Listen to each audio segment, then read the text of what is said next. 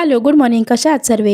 मी माझ्या स्वप्नपूर्तीच्या व्हिडिओमध्ये तुम्हाला सांगितलं होतं, की आम्ही आमची न्यू कार सोबत मॅनिफेस्ट केली आहे. ती कशी? तर त्याची स्टोरी मी आज तुम्हाला सांगणार आहे. तर त्याची सुरुवात झाली होती माझ्या न्यू घेतलेल्या ज्युपिटरपासनं. तर त्यात झालं असं, की आम्ही आमची ओल्ड कार 2024 मार्चला घेतलेली, जी सेकंड हँडच घेतली होती आणि आता पण ती चांगलीच होती. पण त्याचबरोबर आमच्या दोघांचं एक न्यू कार घ्यायचं सुद्धा स्वप्न होतं.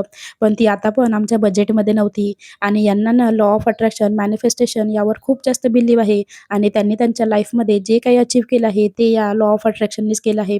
पण मला फारसा या गोष्टींवर विश्वास नाही, कारण मला असं वाटते की खरंच असं काही होत असेल का? म्हणून ते मला नेहमी या सर्वांवर ट्रस्ट होण्यासाठी असे काही रेफरन्सेस देत असतात. आणि ते मला एक दिवस बोलले की उद्याला छान रेडी हो, आपल्याला न्यू कार घ्यायला जायचं आहे. आणि तेव्हा माझ्या डोक्यात असं आलं की कार तर ऑलरेडी आहे, तर हे मला नक्कीच उद्याला टू व्हीलर घेण्यासाठी नेत असतील आणि सरप्राईज देत असतील.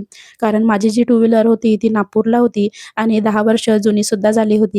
त्यामुळे मी या इमॅजिनेशनमध्ये होते, की मी माझ्या न्यू गाडीची केस घेत आहे उद्याला आणि ते एक प्रकारे मी कुठेतरी मॅनिफेस्टच करत होती.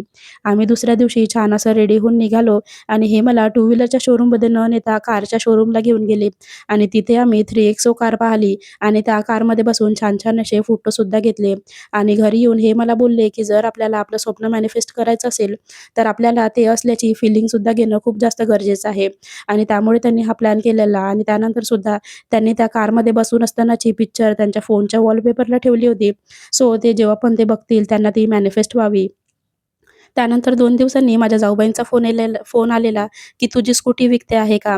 आणि तेव्हा आम्ही दोघांनी सोबत डिस्कशन करून हे डिसाईड केलं, की जुनी स्कूटी आता विकून नवीन स्कूटी घ्यायला पाहिजे आणि या प्रकारे माझ्या नकळत केलेल्या स्कूटीचं मॅनिफेस्टेशन पूर्ण झालं आणि आम्ही आमची न्यू ज्युपिटर घरी आणली आणि त्यांनी केलेल्या कारचं मॅनिफेस्टेशन कसं पूर्ण झालं ते मी सांगते तुम्हाला पुढच्या ब्लॉगमध्ये. सो स्टे ट्यून आणि आताही जर तुम्ही फॉलो नसेल केलं तर आताच फॉलो करून ठेवा.